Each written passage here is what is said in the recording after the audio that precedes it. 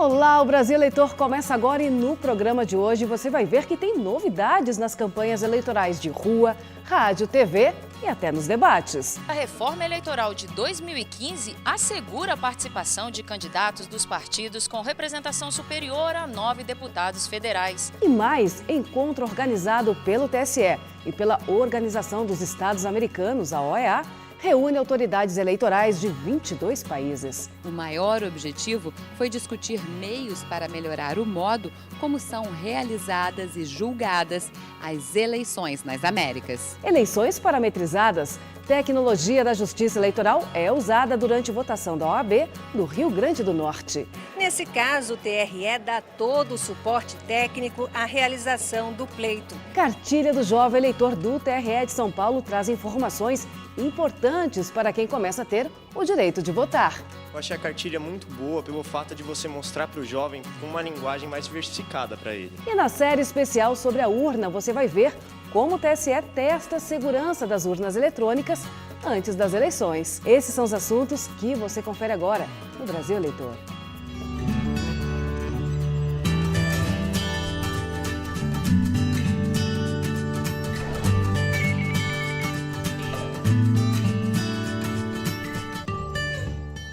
E a gente começa o programa de hoje com a série sobre a Reforma Eleitoral 2015.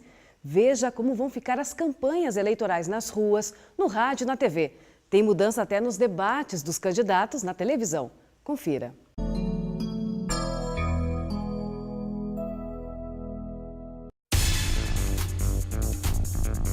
O tempo de propaganda no rádio e na TV é fundamental para partidos e candidatos que disputam o voto de milhões de eleitores. Muita gente espera a campanha no rádio e na TV para decidirem quem vai votar. Faz toda a diferença, né? Eu acho muito interessante porque a gente consegue ter uma visão, né, das propostas, dos projetos que os governantes, enfim, a pessoa que está ali pleiteando, né, ser eleita tem. Com a reforma eleitoral, a propaganda gratuita no rádio e na TV foi reduzida de 45 para 35 dias.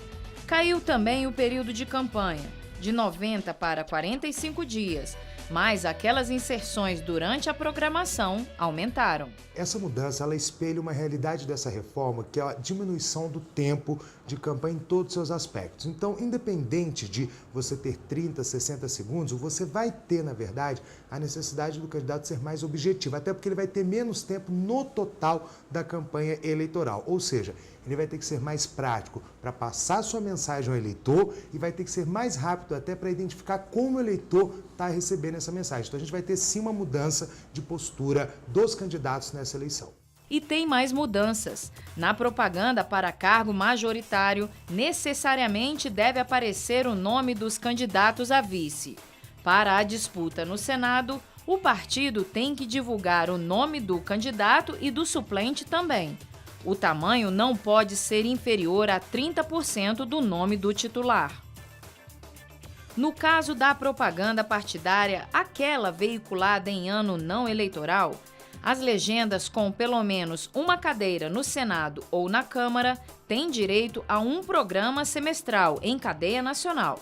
O que vai determinar o tempo é o número de deputados eleitos pelos partidos. 5 minutos para as legendas que fizeram até 4 deputados federais e 10 minutos para aqueles com 5 ou mais deputados eleitos. Eu acho que a grande discussão aí, o que nós queremos, é que tipo de campanha nós queremos no Brasil. Uma campanha mais propositiva, onde se cria incentivos ao debate político, ou uma campanha apenas de apresentação de nome e número de candidatos. Em relação à propaganda nas ruas, cavaletes e bonecos estão proibidos. Em contrapartida, está permitido o uso de mesas para distribuição de material de campanha e bandeiras, desde que sejam móveis e não dificultem a passagem de pessoas e veículos. Para fazer propaganda em bens particulares não é necessária licença municipal ou autorização da Justiça Eleitoral, desde que seja feita em adesivo ou papel e não ultrapasse meio metro quadrado. A única exceção é para adesivos no vidro traseiro do carro, que podem ocupar toda a superfície. Já os debates da reforma eleitoral de 2015 assegura a participação de candidatos dos partidos com representação superior a 9 deputados federais. Para os demais, o convite é facultativo. Antes, a regra previa que qualquer partido com um representante na Câmara tinha obrigatoriamente direito de participar dos debates no rádio e na televisão. Hoje se estabeleceu que somente tem esse direito de obrigatoriamente serem convidados. A televisão pode convidar quem ela quiser, mas obrigatoriamente ela tem que convidar os candidatos que sejam dos partidos, das coligações, que tenham mais do que 9 deputados. Então, mais do que 9 significa 10, igual a 10 ou maior do que 10. Então, a esses partidos é garantido o convite para participar dos debates. A televisão não pode fazer um debate sem convidar essa pessoa, sem assegurar a presença do candidato deste partido político. Não quer dizer que se a televisão convidar e a pessoa não quiser comparecer, não há problema nenhum, pode continuar a realização do debate, o convite foi feito. O que não pode se fazer é negar o direito dessa pessoa. Se ela quiser participar do debate, efetivamente ser convidada e dele poder participar.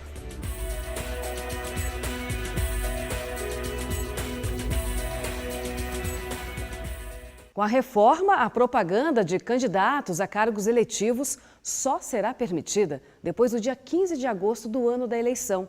E a partir do dia 30 de julho do ano eleitoral, as emissoras não podem transmitir programa apresentado ou comentado por pré-candidato, sob pena de multa e cancelamento do registro da candidatura. Na próxima reportagem, você confere as novidades sobre o financiamento para as candidaturas femininas.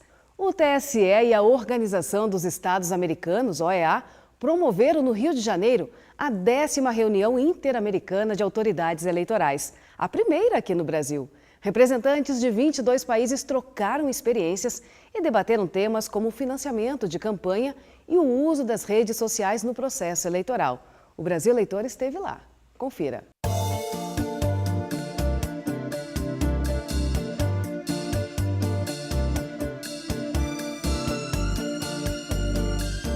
Rio de Janeiro é uma cidade que tem tradição em sediar grandes eventos internacionais. As belezas naturais e o estilo de vida descontraído do carioca atraem interesse mundial. A cidade passa por uma das maiores transformações urbanísticas dos últimos 100 anos para receber os Jogos Olímpicos no ano que vem. E ela acaba de receber mais um grande evento internacional. Foi a 10ª reunião interamericana de autoridades eleitorais. Nos 2 dias de evento, representantes eleitorais de 22 nações trocaram experiências e estudos sobre o tema. O maior objetivo foi discutir meios para melhorar o modo como são realizadas e julgadas as eleições nas Américas. Essas relações internacionais, nós não só levamos as nossas boas práticas, mas também trazemos ideias para introduzir aqui no Brasil, trazendo também elementos para melhorar a nossa democracia. Entre os participantes estavam representantes da Argentina, Uruguai, Guatemala, Panamá, México, Estados Unidos e Canadá, e integrantes da OEA, Organização dos Estados Americanos. Para o secretário da Promoção da Democracia da OEA, debater temas como financiamento de campanha e combate à corrupção são importantes para o processo eleitoral de todos os países participantes. São objetivos centrais que a Organização dos Estados Americanos continuará lutando. O uso das mídias sociais em campanhas e nas eleições foi um tema presente em todos os debates. A representante dos Estados Unidos, por exemplo, que é um país que já está muito à frente na questão da propaganda por meio das redes sociais, chegou a afirmar que daqui a 10, 15 anos as campanhas eleitorais elas serão basicamente baseadas em redes sociais, ou seja, é algo para nós já nos prepararmos, porque este é uma evolução, é um caminho sem volta. Então, é um dado, uma informação que nós temos acesso para justamente já nos prepararmos para o futuro. O processo eleitoral brasileiro totalmente informatizado foi bastante elogiado na reunião. Saímos de uma situação de descredibilidade para altos índices de credibilidade junto ao cidadão brasileiro. Isso fez com que o mundo olhasse para a nossa solução. nós temos 20 anos de utilização do processo eletrônico de votação. O presidente do TSE, ministro Dias Toffoli, criticou o voto impresso que não será adotado nas eleições municipais do ano que vem, mas que deverá ser implementado nas eleições seguintes. Dias Toffoli afirmou que a decisão é um retrocesso e que será montado um grupo de trabalho para viabilizar a nova determinação aprovada pelo Congresso.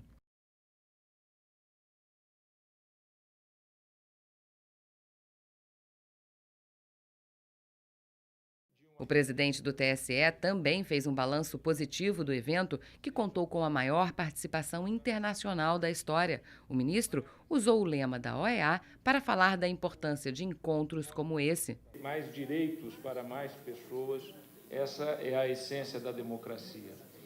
A democracia não é um conceito abstrato, ela é uma vida real. A próxima reunião interamericana de autoridades eleitorais vai ser no ano que vem no México.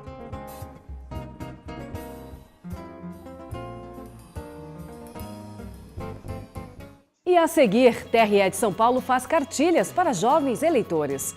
Eu volto já já.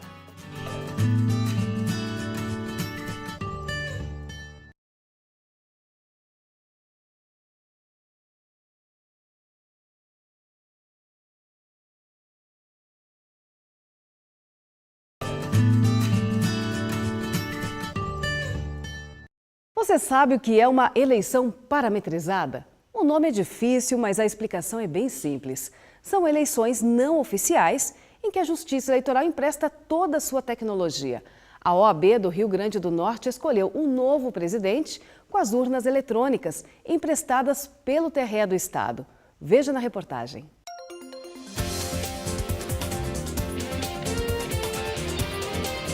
Do lado de fora, as cores das camisas simbolizam as chapas concorrentes. De um lado, o azul, do outro, vermelho. Em uma eleição não oficial, os cabos eleitorais tentam conquistar no último minuto o voto dos indecisos. Do lado de dentro, tudo acontece como eleição tradicional.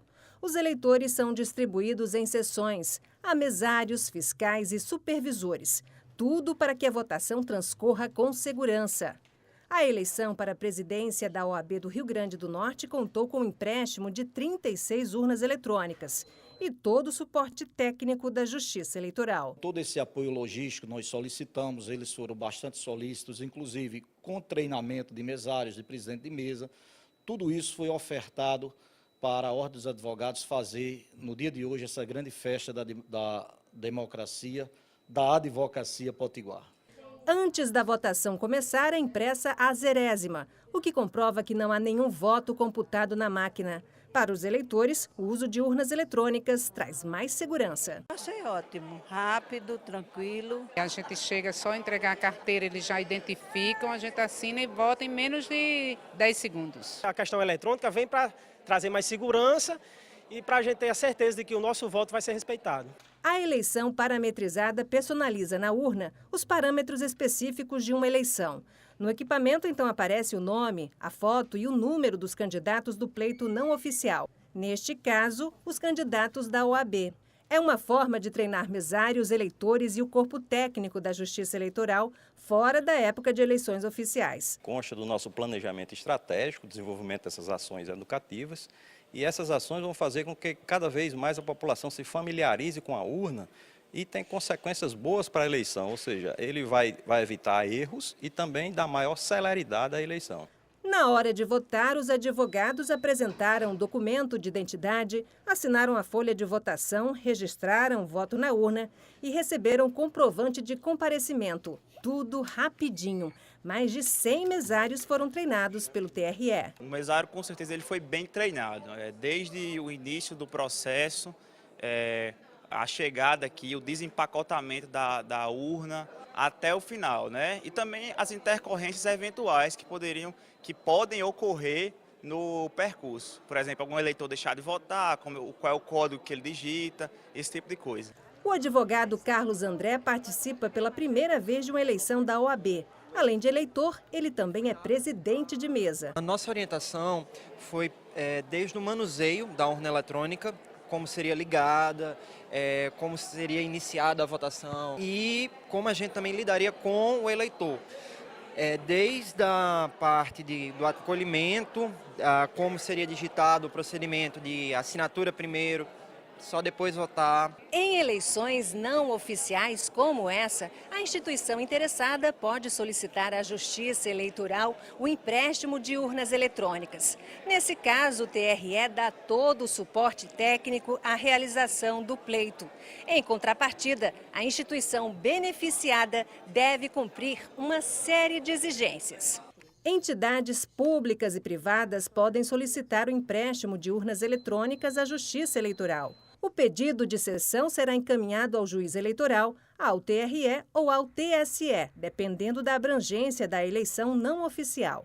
Não há custos para a entidade cessionária, mas fica a cargo dela a responsabilidade pelo transporte, material de expediente e reposição de componentes ou extravio dos equipamentos cedidos. Ela tem que solicitar 60 dias antes das eleições, certo? O prazo. O TRE formaliza um contrato com essa entidade e nesse contrato consta todas as cláusulas para que a entidade cumpra, para que a eleição seja efetivada. Eu confio no sistema eletrônico e acho que é um sistema bem mais ágil, não é? Eu tanto confio como acho que é uma evolução, um avanço.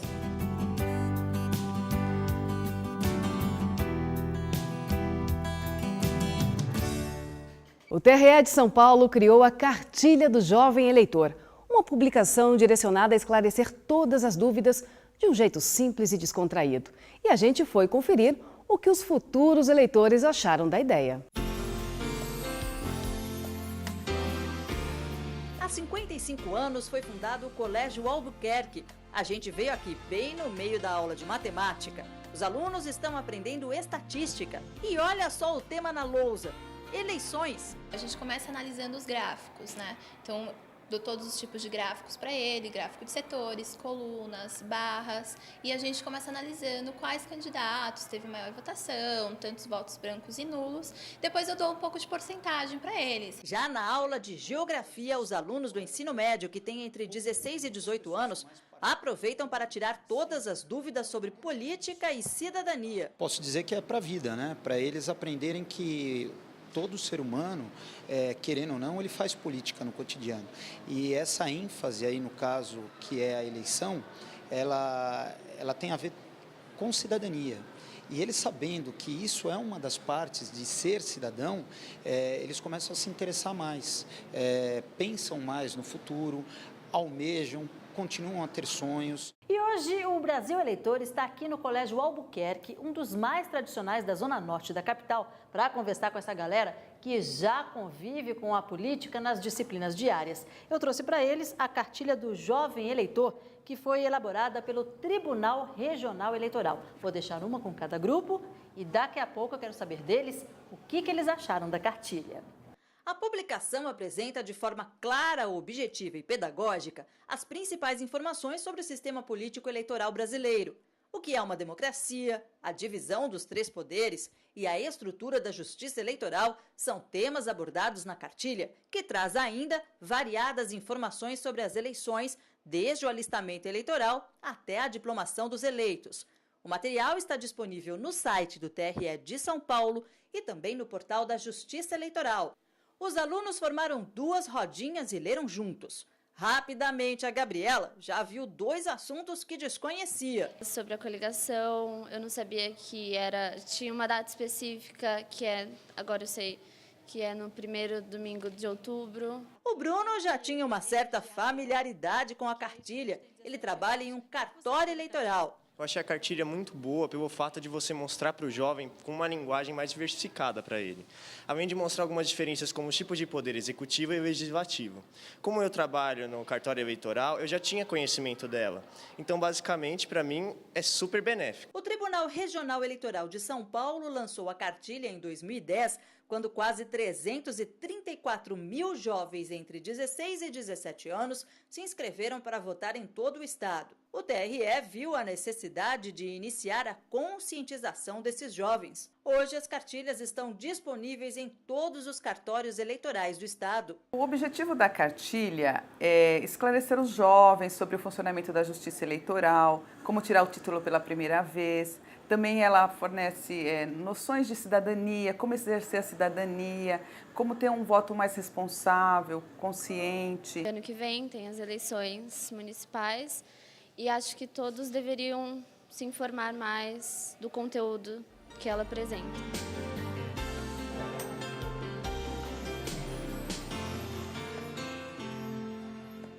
E depois do intervalo, os testes que a urna eletrônica passa antes de ir para a sessão de votação. Eu volto em instantes.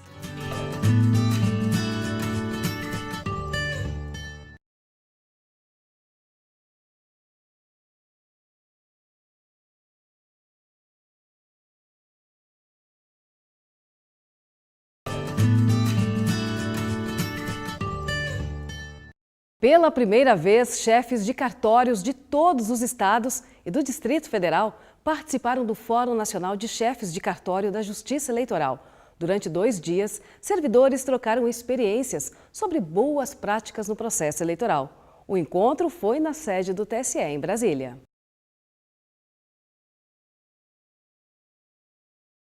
Você sabia que antes da urna eletrônica ir para a sessão de votação, ela passa por uma bateria de testes? São as mais variadas provas que contam até com a ação de hackers.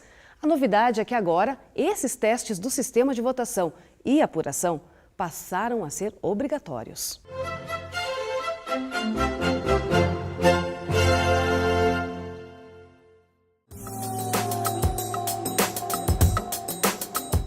Em 1996. As eleições municipais entraram para a história.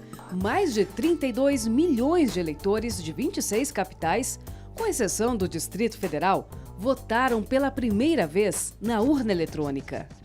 Tem muito mais segurança, que eu tenho visto casos aí passados, terríveis, né? Lá se vão 19 anos de eleições informatizadas.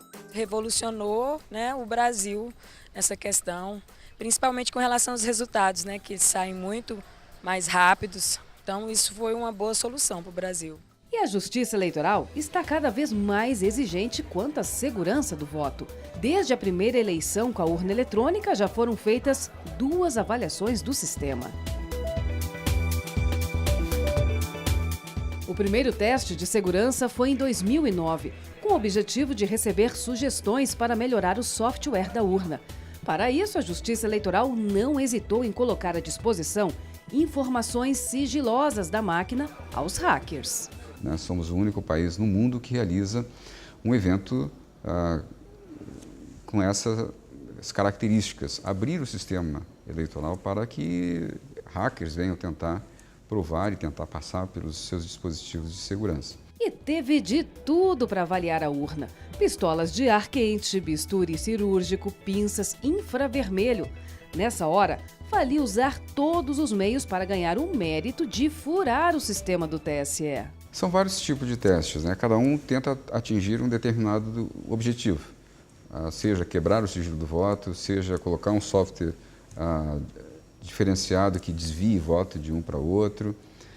São várias formas, substituir componentes eletrônicos e tentar intervir na transmissão dos dados, na quebra das assinaturas digitais, na quebra da criptografia, a captação do voto no momento que o eleitor está votando.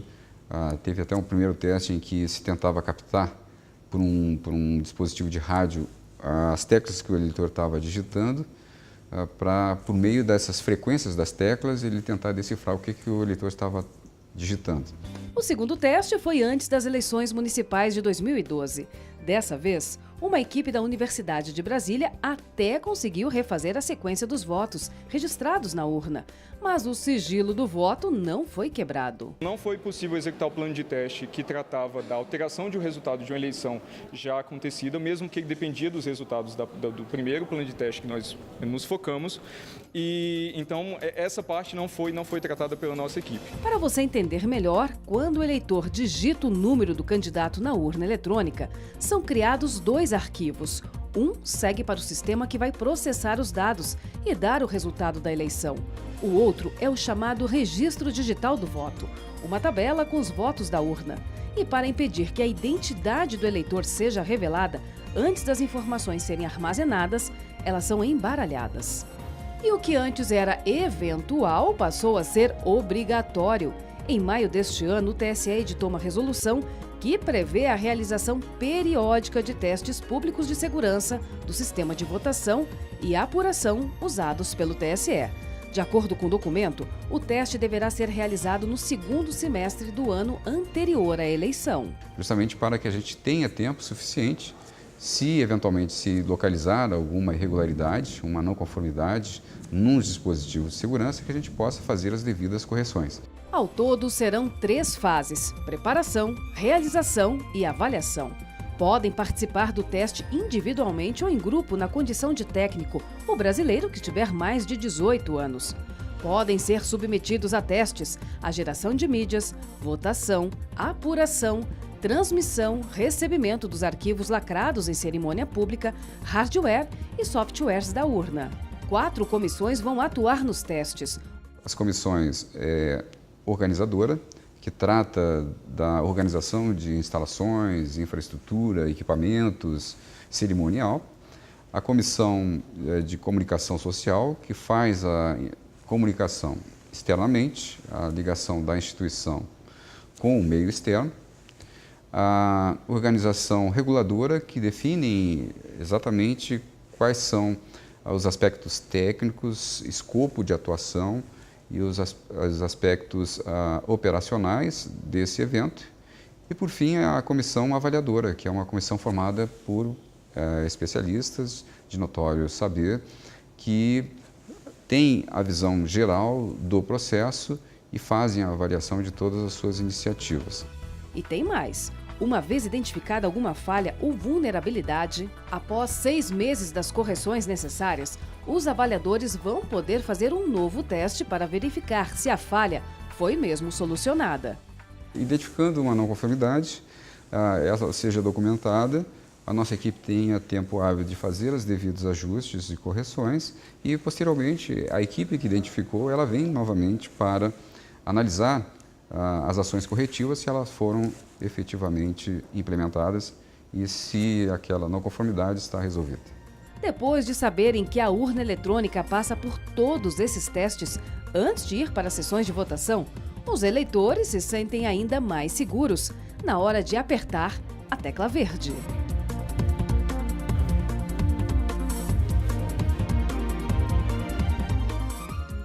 E o Brasil Eleitor acabou. Para quem perdeu uma parte do programa de hoje ou quer rever este ou os outros programas, basta entrar no canal da Justiça Eleitoral no YouTube. Agora, se você tem alguma dúvida sobre a Justiça Eleitoral ou quer sugerir uma reportagem, aí é só escrever pra gente. O endereço é brasileitor@tse.jus.br. Eu volto na semana que vem. Obrigada pela sua companhia e até lá.